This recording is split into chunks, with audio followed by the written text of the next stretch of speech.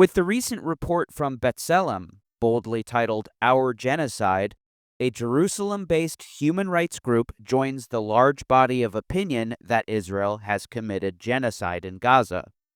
This body also includes leading human rights groups and even Israeli Holocaust and genocide scholars.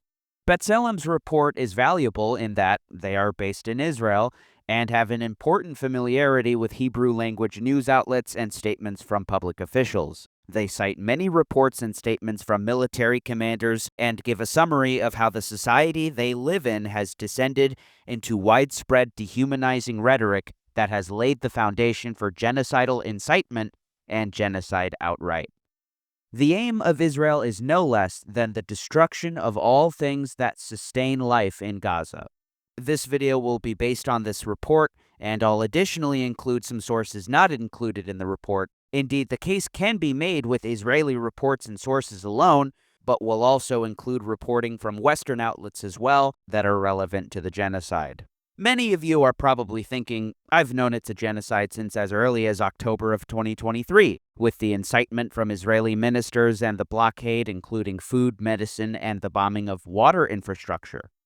It became apparent early on that the Israeli military were deliberately inducing a humanitarian crisis, in line with the recommendations of, among others, Israeli General Giora Eiland. That this humanitarian crisis was deliberate will become more clear later as well. But this report, containing many Israeli statements and articles, is undoubtedly important for the documentary record. If anything, maybe you'll find it necessary for informing the people in your life who don't like to choose sides one way or the other on the issue, or who are outright supportive of Israel. With regard to the numbers killed in Gaza since October 7th, using Gaza's Ministry of Health as a source, B'Tselem writes, several studies published over the past year suggest that these figures represent an underestimation of the death toll. The duration of the assault, the immense scale of infrastructure destruction, and the restriction of humanitarian and rescue organizations' access to Gaza are just some of the factors contributing to this underestimation. They cite two studies, both published in the Lancet Medical Journal. Nir Hassan wrote of the studies in a June 2025 article for Haaretz. Professor Michael Spagat, an economist at Holloway College at the University of London, and a team of researchers published the most comprehensive study to date on the subject of mortality in the Gaza Strip. With the aid of Palestinian political scientist Dr. Khalil Shikaki, the team surveyed 2,000 households in Gaza, comprising almost 10,000 people. They concluded that, as of January 2025, some 75,200 people died of a violent death in Gaza during the war, the vast majority caused by Israeli munitions.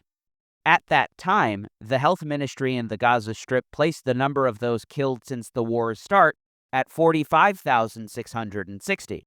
In other words, the health ministry's data undercounted the true total by about 40%.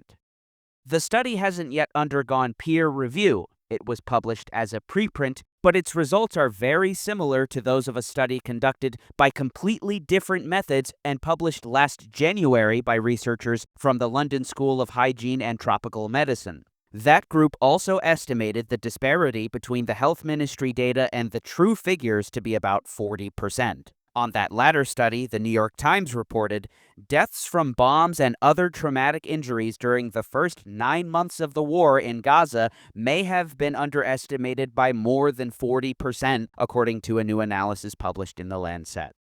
Tragically, if the estimated level of underreporting of deaths through June 2024 is extrapolated out to October 2024, the total Gazan casualty figure in the first year of the war would exceed 70,000. Moreover, this study accounted for traumatic war-related fatalities specifically. The analysis did not account for other war-related casualties such as deaths from malnutrition, waterborne illness, or the breakdown of the health system as the conflict progressed. The situation was dire in Gaza before October 7th, B'Tselem writes. Even before the current Israeli offensive, approximately 64% of the population in the Gaza Strip were classified as food insecure. Immediately after launching its assault on Gaza, Israel declared a complete blockade on the Strip, which quickly led to growing shortages of food supplies.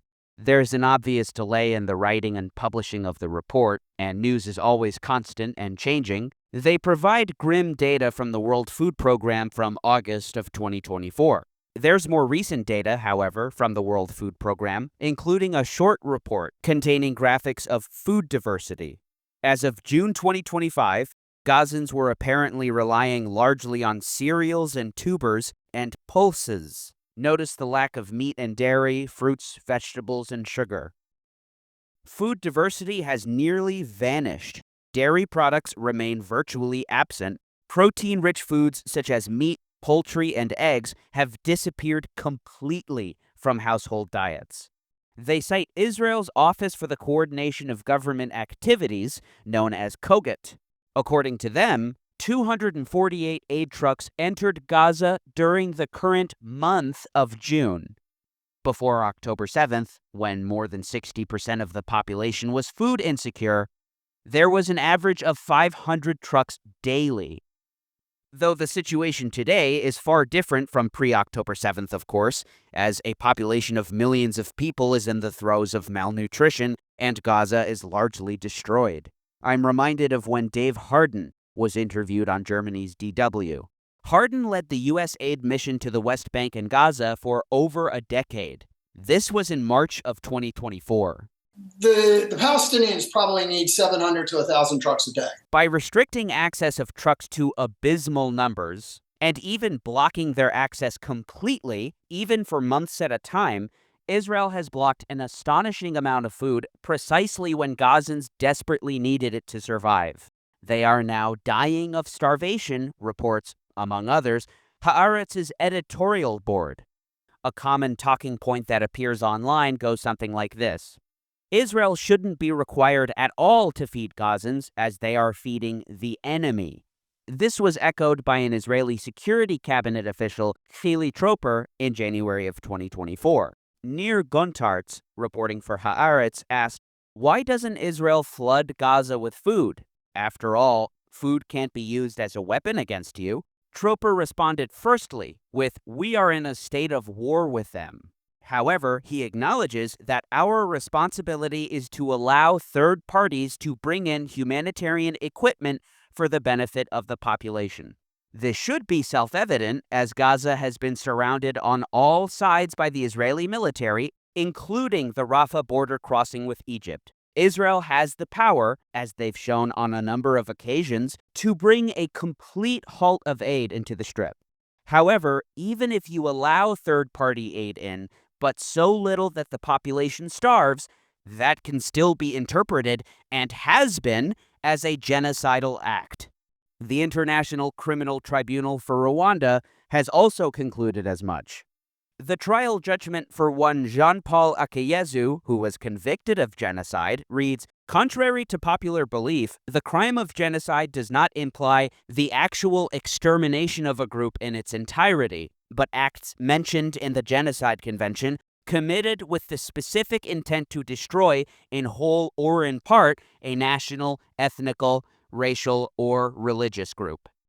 The chamber is of the opinion that the means of deliberate inflicting on the group conditions of life calculated to bring about its physical destruction, in whole or in part, include, inter alia, subjecting a group of people to a subsistence diet, systematic expulsion from homes, and the reduction of essential medical services below minimum requirement.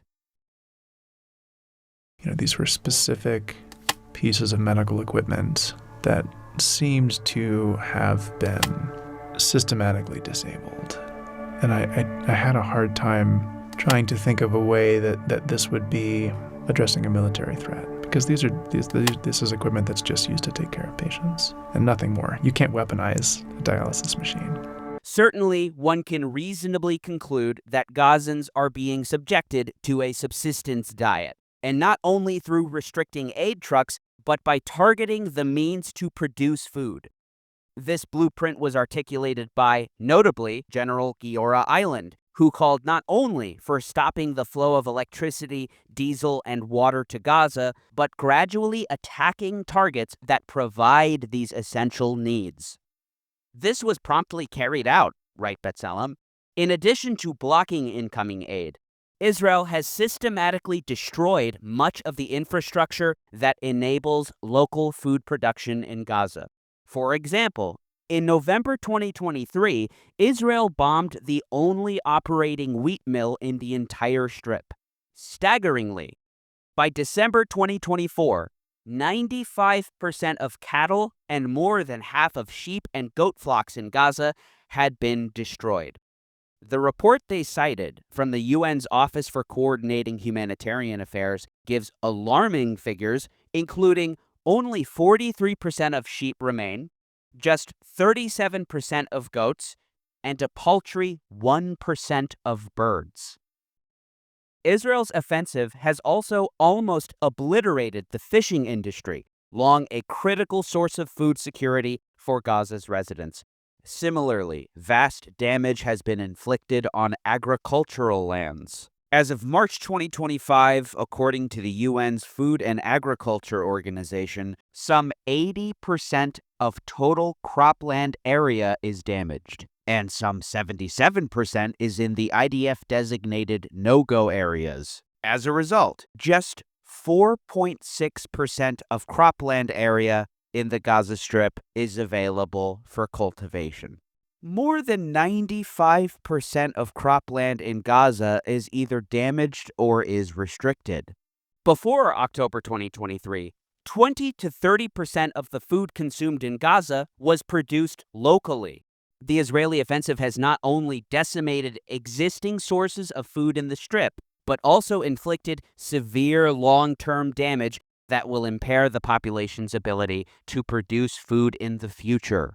More on the blocking of aid. 2 U.S. government agencies responsible for coordinating humanitarian aid concluded that Israel had deliberately delayed and obstructed the entry of humanitarian assistance into Gaza, and that it bore primary responsibility for the hunger there. Those 2 agencies are USAID and the State Department's Bureau of Population, Refugees, and Migration. USAID was particularly troubled with a stockpile of flour, enough to feed 1.5 million people for 5 months, that was being blocked personally by Finance Minister Bezalel Smotrich. Indeed, responsibility for the genocide is not limited to military leaders, but also civilian ones. The decision-making was not limited to the War Cabinet. Smotrich had earlier shared an article by General Giora Island, who called for inducing epidemics of disease in Gaza, and the finance minister said he agreed with every word of it on Twitter. The humanitarian crisis has been further exacerbated by the targeting of Gaza's civilian government and police, who are simply labeled Hamas and are therefore targeted and killed. In March of 2024, the Washington Post reported Israel was targeting Gaza's police force. The armed police force, which has helped escort aid convoys in the increasingly desperate Gaza Strip, has become the target of Israeli strikes, including one that killed a high-ranking commander on Monday. The convoys have since been left unguarded and subject to looting in a cycle of desperation worsened by a lack of necessities. Hamas polices Hamas, Colonel Elad Goren of Kogat said. Even this Ynet article, the online affiliate of the Yediot Aharonot newspaper, observes that the presence of Hamas operatives in Jabalia maintained order and prevented price gouging there, through police enforcement of law and order and civilian daily routines. A breakdown in law and order is to be expected with the targeting of even low-level Hamas officials, civilian and military, and police officers. Of course, a breakdown in law and order ensued in Iraq after the U.S. invasion and the dismantling of the Iraqi security forces. The article from April 2024 also states that Israeli officials are frustrated over the dramatic expansion of aid to nearly 500 truckloads daily, given to Hamas charge-free instead of as a key bargaining chip. However, according to the UN Humanitarian Affairs Office, there was an average of just 150 trucks daily in April 2024, and this was decreased by 96% the following month. The Israeli Walla reported how Israeli officials were incensed with this meager delivery of aid. Army officials are losing patience and are calling for a reduction in the amount of fuel and food entering the Gaza Strip. The officials are furious. The aid is increasing week by week while the hostages are being held in appalling conditions. They claim that such a move would lead to civil unrest in the Gaza Strip, which would increase the pressure on the organization's leaders. Today, however, the situation is far worse, writes B'Tselem. Since Israel broke the ceasefire in March 2025, the starvation of Gaza's population has become official and openly declared policy. נמנע כל כניסה של סחורות ואספקה לעזה. As observed by former Israeli Prime Minister Ehud Olmert, who wrote in Haaretz of starving out Gaza. On this issue, the position of senior government figures is public and clear.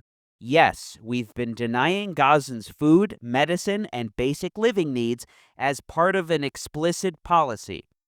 Netanyahu, typically, is trying to blur the type of orders he's been giving in order to evade legal and criminal responsibility in due course. But some of his lackeys are saying so outright, in public, even with pride. Yes, we will starve out Gaza. Because all Gazans are Hamas, there's no moral or operational limitation on exterminating them all. Over 2 million people. Not only starved of food, but denied water. After October 7th, Israel cut off electricity to Gaza, and as a result, their power plant shut down. Right, B'Tselem? The only facility that had been reconnected to the Israeli power grid since October 2023 was the Central Water Desalination Plant in Gaza City. But in March 2025, Israel announced that power supply to that facility was also cut off. More on the water catastrophe. The Israeli military destroyed 84% of Gaza's water facilities, including those intended for drinking water and others for hygiene, sewage treatment, irrigation, and similar needs. A figure from August 2024. After these facilities were hit in airstrikes, the Israeli military prevented efforts to repair them. Israel also systematically blocked the entry of assistance related to water systems and water provision for residents, including filtration systems, tanks, and materials required for water infrastructure repairs. This policy, together with the widespread destruction of Gaza's sewage system, led to the use of contaminated water and the spread of diseases, resulting, according to expert assessments, in thousands of deaths. B'Tselem also examined the dismal state of healthcare in Gaza. In May 2025, the World Health Organization reported that only around 2,000 hospital beds remained for a population of more than 2 million people, constantly under attack and suffering from hunger and extremely poor sanitary conditions. In addition, throughout the months of the assault, Israel has blocked, restricted, or delayed the entry of critical medical supplies such as medications, painkillers, ventilators, and more. Hospitals were also outright attacked, raided, and bombed. They cite a December 2024 report from the UN Human Rights Office, who concluded, the Israeli military has not provided sufficient information to enable independent substantiation of its statements, when made, that the hospitals, ambulances, and personnel attacked had lost their special protection and constituted military objectives. Indeed, for the attacks on Al-Awda Hospital and Al-Aqsa Martyrs Hospital, no claim was made that hostile acts had led to a loss of protection of the hospitals and medical personnel. In other attacks, the IDF have made statements not further substantiated that hospitals were used as headquarters for Hamas terrorist activity, or that rocket attacks and forces were being directed from hospitals. Furthermore, even if these statements are eventually substantiated, the IDF has not explained how continued attacks on hospitals have remained justified in legal terms despite evidence of the transitory nature of the exercise of command functions and of munition launch sites in the context of the conflict in Gaza. It's worth mentioning that the first target of the American military in the Second Battle of Fallujah was the city's General Hospital. Marines, accompanied by Iraqi National Guard forces, raided the hospital, kicked patients out of their rooms, and attacked the medical staff and patients. Al Jazeera's Ahmad Mansour reported from inside the city during the American siege. He was part of the only unembedded news team in the city, and he in fact snuck his way in by asking a local who knew of a smuggling route unknown to the Americans. As he described the logic of attacks on hospitals, although shockingly inhumane, attacking the hospital was clearly a strategy for the Americans in this operation, just as it had been in the first battle.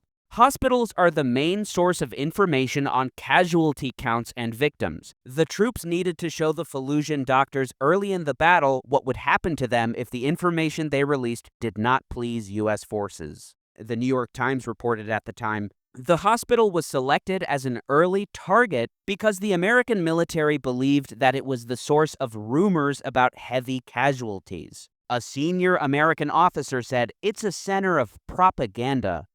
As B'Tselem report, targeted military aggression has continued against Nasser Hospital in Khan Yunis, the second largest hospital in Gaza. In June 2025, the military ordered everyone inside to evacuate. Attacks on other hospitals are part of a new military offensive, Haaretz reports. Of course, not only hospitals, but Gaza has itself been largely destroyed. 92% of homes in Gaza have been damaged or destroyed as of February 2025, according to the UN's Office for the Coordination of Humanitarian Affairs.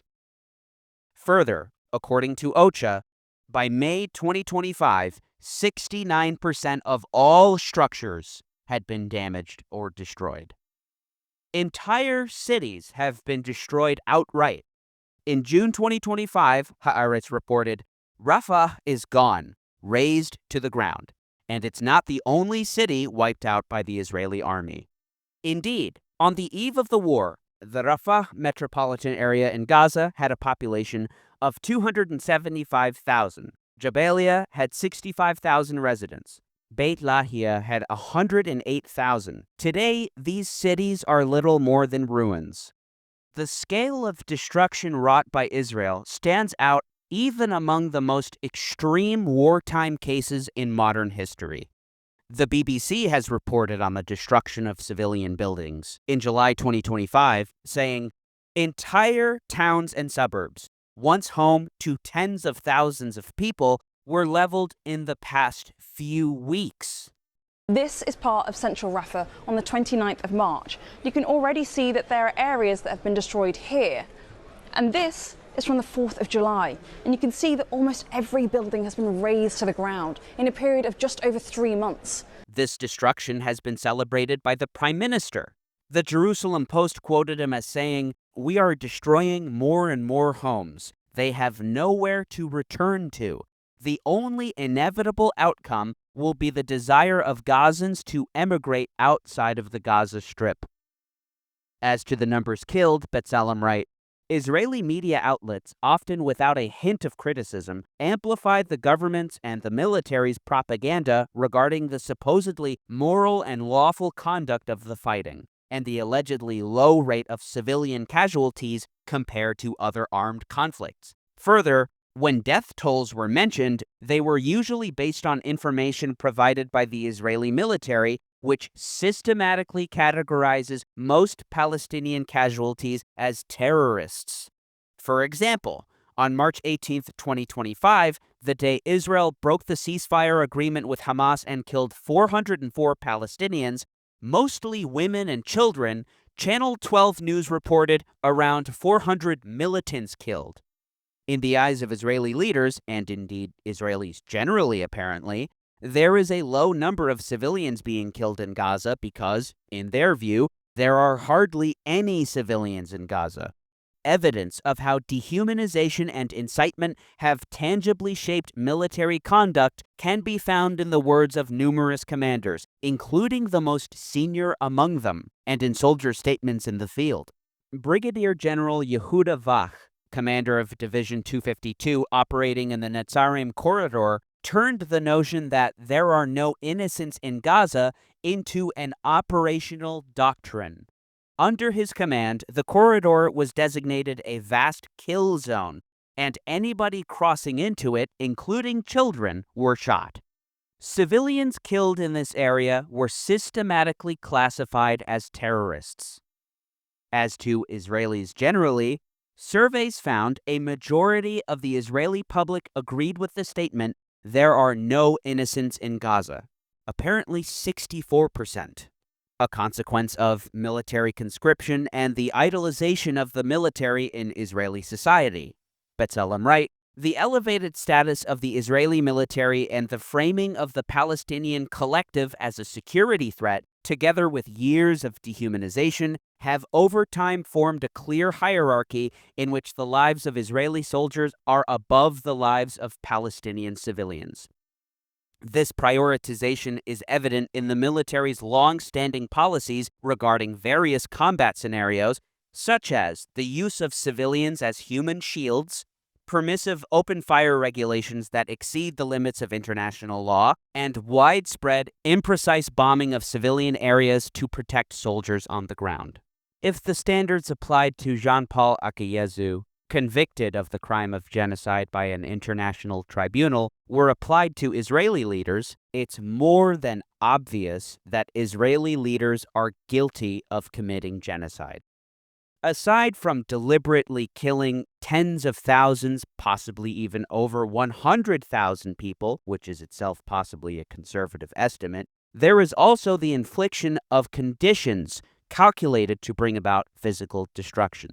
Going off the rubric outlined by the International Criminal Tribunal for Rwanda, Netanyahu and others are certainly, evidently, guilty of systematic expulsion from homes. Israel's Defense Minister Katz revealed today in a briefing to journalists that Israel is preparing to establish a new humanitarian city in the area of the former city of Rafah. In the first stage at least, the aim is to start reducing the number of people who are in the Mawasi. Indeed, the Prime Minister himself extolled how the military was destroying homes, leaving no choice but for them to leave. As for forcing the population onto a subsistence diet, Gazans are dying of starvation. A third of the population doesn't eat for multiple days in a row, and the population is living off of cereals and tubers, with meat and dairy virtually non-existent. As for the reduction of essential medical services below minimum requirement, aside from bombing hospitals, right, B'Tselem, as of June 2025, only 17 out of 36 hospitals in the Strip are still partially functioning while facing critical shortages of staff, fuel, and medical equipment. I was deeply haunted by an article I read last year by a trauma surgeon named David Knott, who wrote for The Economist. Knott had worked in Syria, Yemen, Afghanistan, and Iraq. He called Gaza like no war zone I have ever witnessed. Working at the only functioning hospital in Rafah, there were some 40 beds for 2,000 patients. Many had wounds that had been stitched but fallen apart, dressed with sodden gauzes stinking of pus and bacteria.